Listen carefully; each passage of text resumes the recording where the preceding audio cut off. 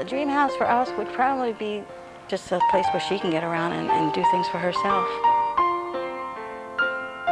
My dream house, I picture it as a ranch. And of course, all the rooms would be very large, very large. I think it's important to have a room as big as his room for a caregiver. A comfortable living space that's accessible for Leah and the family, something that will last for her lifetime, a good environment.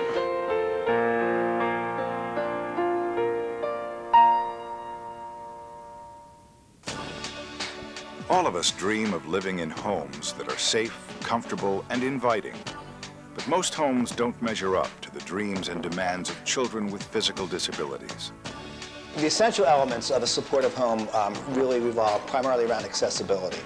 If you can't get your child in and out of your house easily, if you can't move them around the house easily, if you can't get them into the bathroom, if this design of your shower is so small that you can't bathe them, it makes care practically impossible. To help parents create the most supportive home environment for children with physical disabilities, a multidisciplinary team at the Center for Architecture and Building Science Research at New Jersey Institute of Technology sought the advice of more than 60 families who are raising children with a wide range of disabilities. The study, funded by the Robert Wood Johnson Foundation, formed the basis for this comprehensive book, which contains detailed recommendations and resources for home modifications of any scale and price. A key goal of the study was to assess the impact of the home environment on the child's physical, social, and emotional development. What we found in our study was that the home has a tremendous impact. It affects the child's level of independence, their ability to move around the house, their ability to interact with their siblings, with their parents. It just affects every aspect of their life. In this videotape, 6 families discuss the modifications they made to accommodate their children's changing needs. The changes range from low-cost hardware to the design and construction of custom-built, barrier-free homes. The types of modifications that I think make the most positive impact are the modifications that enable the child to do everything the rest of the family does. Come in and out with them, use the same rooms they use, eat with them in the kitchen, and generally access the house.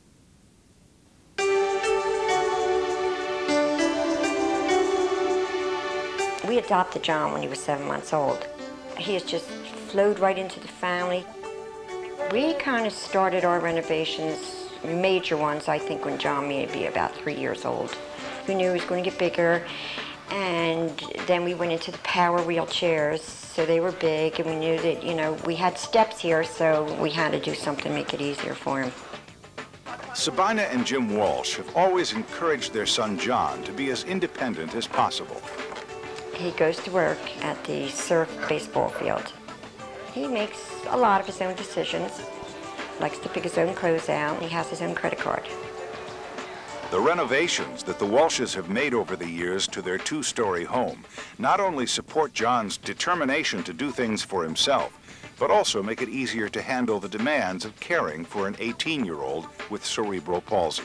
It made it easier that John could get around, that I don't have to go get him and, you know, try to help him through the door and stuff like that. To improve access, the Walshes built a covered ramp to the kitchen door and then installed French doors so that John could get in and out of the house more easily. Inside, they built a bedroom for John on the 1st floor and installed tracking for a lift so that he could be transferred to the whirlpool tub. Indoor-outdoor carpeting goes up the walls to protect them from getting nicked or scuffed by the power wheelchair. The Walshes also removed a wall to enlarge the kitchen. The renovated kitchen enables John to nurture his #1 passion. I really love to cook. He knows every single thing you can think about cooking. When he was little, he was always in the kitchen with me. I used to let him help me cook. Even though John has major limitations with his hands and everything, with the jelly bean that he has, he would be able to independently turn the mixer off and on when he wanted to. You just have to put the ingredients in. While his sister and her children provide assistance as needed, it is John who calls the shots in the kitchen. All right, John, how long do they have to go in for? Since they enjoy spending time outdoors, the Walshes put a lot of thought into making the exterior areas accessible and appealing for John. He goes right down the ramp and right into the yard. And there's a big golfing net right out there. And his father rigged up a big soda bottle and put a T on it. And he gets the golf club and puts it in John's hand, and they whack balls all afternoon. John told me the other day he's the Tiger Woods of wheelchair golfers. Want to put it over the top again? Over the top. Over the top. All right. Back here, are you ready now? Hope it don't go through the neighbor's window.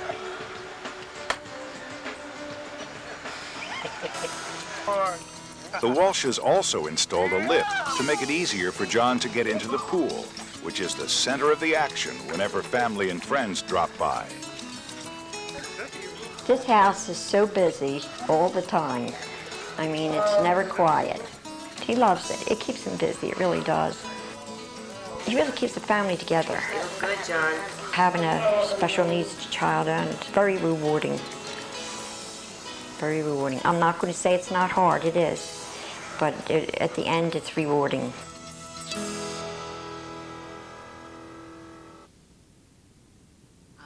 As the parent of a daughter that was born with spina bifida, I can remember being very overwhelmed in the beginning with all of the needs that she had. Once we made the modifications and things were accessible for her, then she was able to do things more independently on her own, and I didn't have to do as much. It allowed me more time for my other children, less physical stress, because I wasn't having to lift her instead of her being able to do it on her own. And it really did make life easier for everyone.